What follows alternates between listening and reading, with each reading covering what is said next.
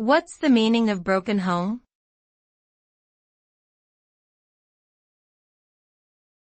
Broken home.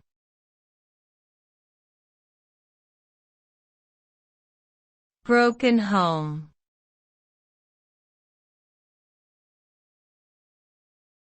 Broken home.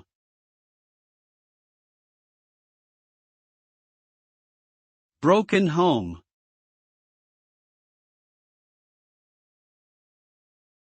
A broken home is a term used to describe a family situation in which parents are divorced or separated, or in which one or more parent is absent from the household.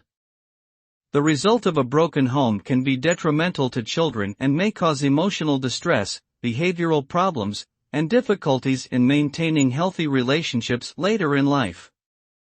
Children in broken homes may experience feelings of abandonment, insecurity, and isolation, which can lead to academic struggles, substance abuse, and emotional issues. It is important for parents in this situation to provide emotional support to their children and seek professional help if necessary to mitigate the negative impact of a broken home.